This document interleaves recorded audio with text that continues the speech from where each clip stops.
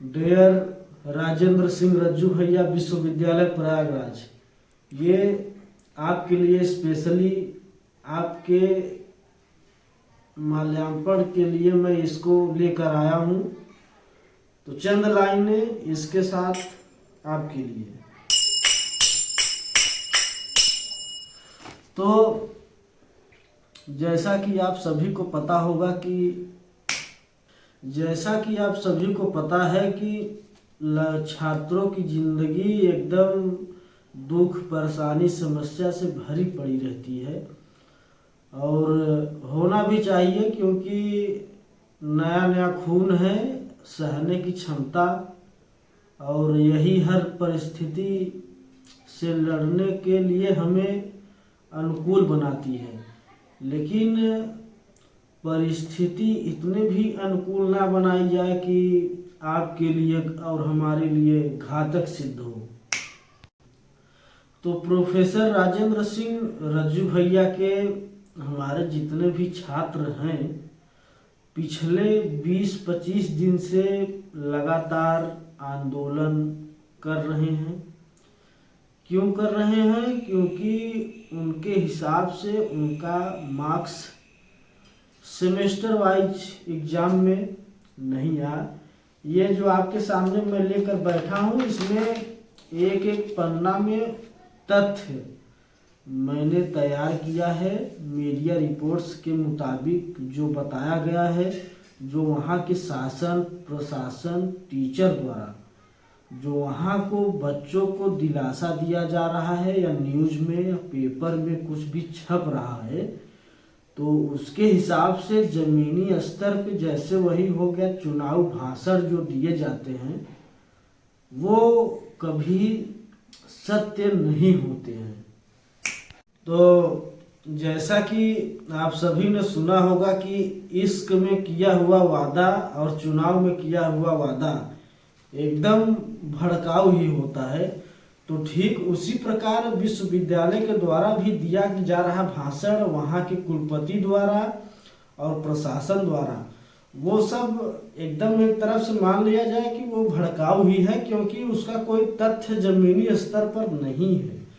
लगभग प्रोफेसर राजेंद्र सिंह रज्जू भैया से संबंध रखने वाले विद्यालय प्रयागराज, कौशाम्बी, प्रतापगढ़ से लेकर मिर्जापुर तक जो भी संबंध रखते हैं विश्वविद्यालय, वो वहाँ के छात्र लगभग आकर के यहाँ पे हजारों की संख्या में आज 20 दिन से प्रदर्शन दे रहे हैं। क्यों दे रहे हैं? कोई बीए में बैग लगा है, किसी का बीएससी में बैग लगा है, किसी का एमए में, एमकॉम में, बीएलएलबी में, एलएलबी में। लगभग प्रोफेसर राजेंद्र सिंह रज्जू भैया से जितने भी कोर्स अवेलेबल हैं, कोई भी छात्र अपने मार्क्स से संतुष्ट नहीं है। हम भी प्रोफेसर राजेंद्र सिंह रज्जू भैया के छात्र रहे हैं और प्रेजेंट टाइम में हैं भी।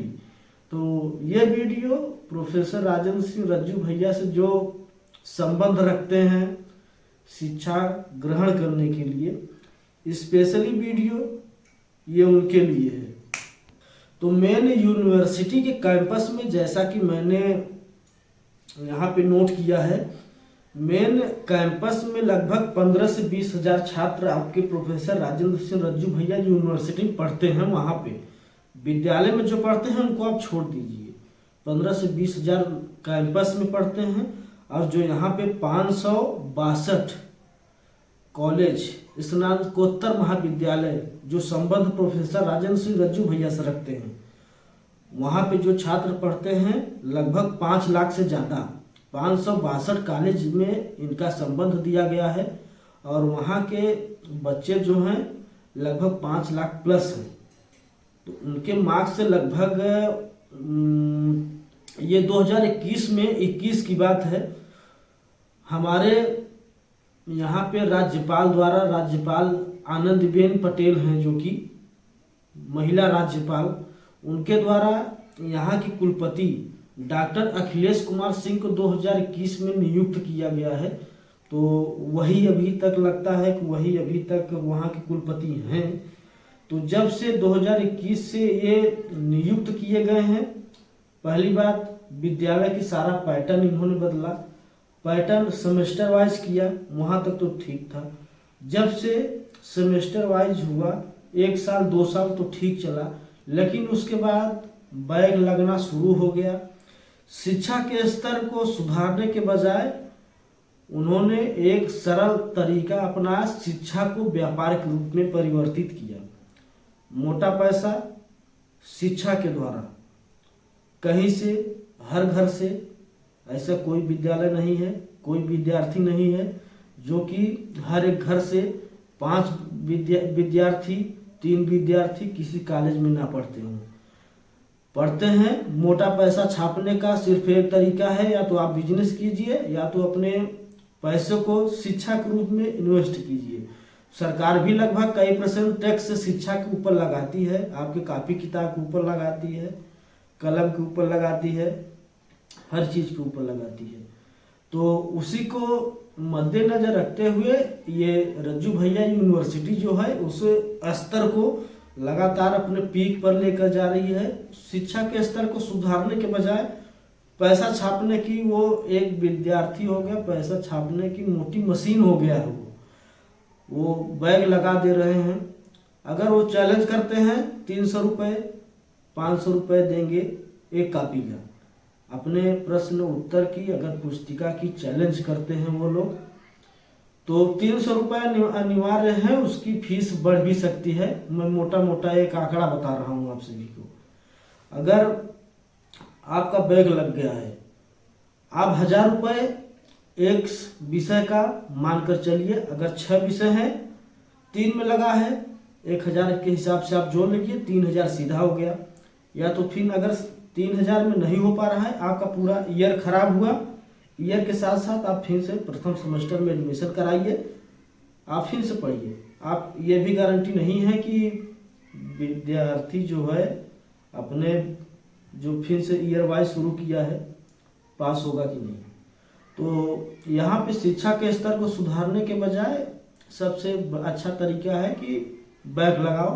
काफ़ी इस वर्ष इतनी डीपली चेक हुई है, वहाँ के जो टीचर चेक करने वाले हैं, प्रथम श्रेणी में टीचरों के ऊपर बुलाकर मीटिंग के दौरान दबाव बनाया गया। कुछ टीचरों द्वारा मीडिया की रिपोर्ट्स के मुताबिक वहाँ के बात को लीक किया गया कि टीचरों को पुनः बुलाकर उनके ऊपर दबाव बनाया गया कि छात्रों को लगभग एक आंकड़ा दिया गया, उस आंकड़े के मुताबिक छात्रों को फेल किया जाए और कुछ ही छात्र, चुनिंदा छात्रों को पास किया जाए।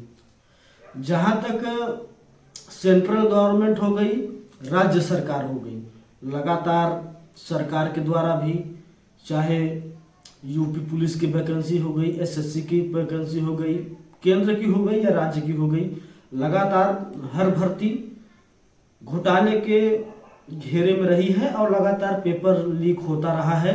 आप सभी को पता है, उसमें कोई बताने की जरूरत नहीं है। उसी प्रकार इसमें भी ये दिया गया है। लगभग हर जगह छात्र प्रदर्शन कर रहे हैं। आज 15-20 दिन से प्रदर्शन कर रहे हैं। अगर सरकारी वैकेंसी का पेपर लीक होता है तो भी छात्र रोड पर बैठते हैं, लाठी खाते हैं। हर राज्य में यही नियम है। अगर छात्र रोड पर बैठेंगे, अपने हक की लड़ाई लड़ेंगे तो लाठी खाएंगे, जाहिर सी बात है।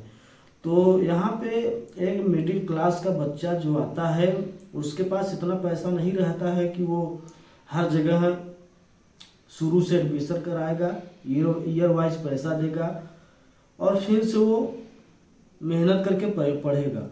तो अगर उसकी पिछली जो पढ़ाई के मुताबिक देखा जाए, अगर जो बच्चा पिछले मुताबिक अगर किसी भी क्लास में उसके मार्क्स संतोषजनक हैं, तो कैसे मान लेगा कि मेरे कॉपी 2-3 नंबर से कौन फेल करता है यार। चाहे यूपी बोर्ड हो गया, चाहे कुछ भी हो गया। यही प्रोफेसर राजेंद्र सिंह रज्जू भैया, अगर आप 2020 से 2022 तक देखेंगे तो छात्र जो 40% उत्तर पुस्तिका में अपने उत्तर को आंकित करते थे, उनको पास कर दिया जाता था।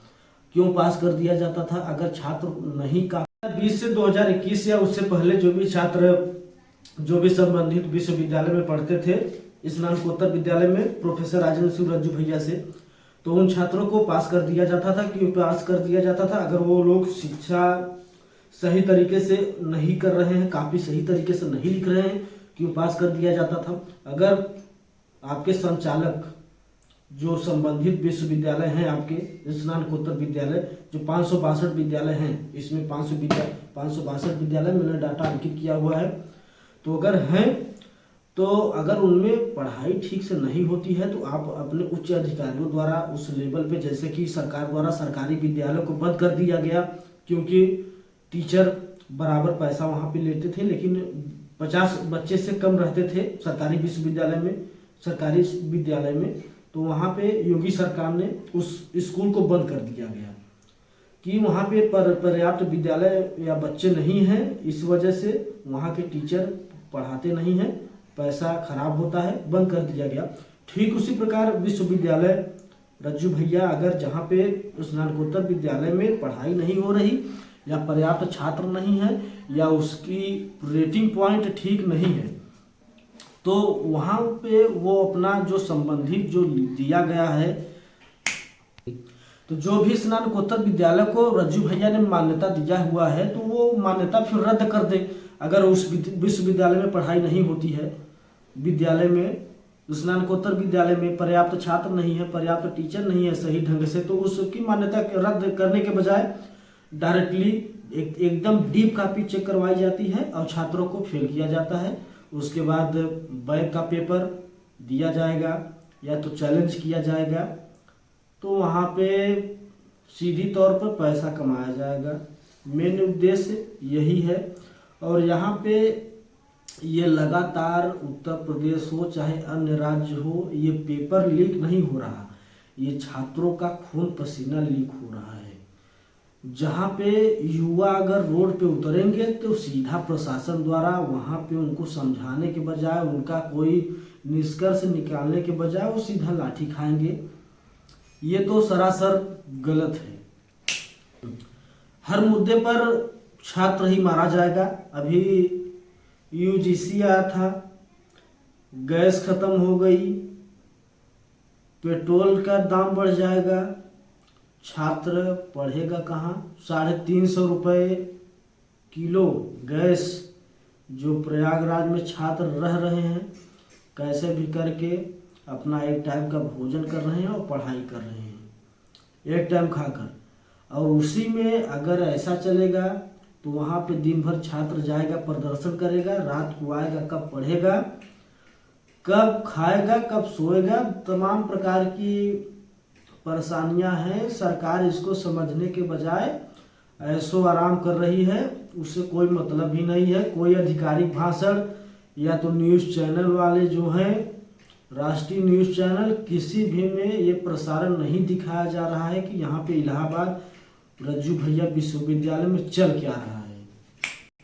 तो मिडिल क्लास परिवारों की लगभग सबकी यही समस्या है। किसी के रज्जू भैया का वीडियो हमने देखा, वहाँ पे किसी का हाथ नहीं है, विकलांग है, किसी का पैर नहीं है, वो मार्च की गर्मी में वहाँ पर जाकर धरना दे रहा है।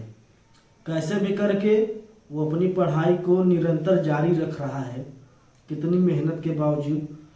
उसके बाद भी उसका न तो पैर ठीक है, न तो किसी का हाथ ठीक है, वहाँ पे दोपहर में जाकर वो अपने हक के लिए लड़ाई लड़ रहा है। तो यहाँ तक ये कितनी बात सही है। तो हम सरकार से, माननीय कुलपति से और यहाँ की राज्यपाल आनंदीबेन पटेल हो गई, उप मुख्यमंत्री हो गए या मुख्यमंत्री हो गए, प्रशासन हो गए, हमारे डीएम एसडीएम जो भी हैं, उनसे हम यही करेंगे कि छात्रों को संतोषजनक आश्वासन दिया जाए और उनको उनके घर के लिए प्रस्थान करने के लिए भेज दिया जाए, क्योंकि यही युवा देश के भविष्य हैं। और अगर भविष्य के साथ ही खिलवाड़ किया जाएगा, ये तो सरासर गलत बात है और इसका आप सभी को और हम भी खुलकर विरोध करते हैं और करते रहेंगे। तो जैसा ही कोई अपडेट आता है हम आप सभी को फिर से नए वीडियो में देंगे।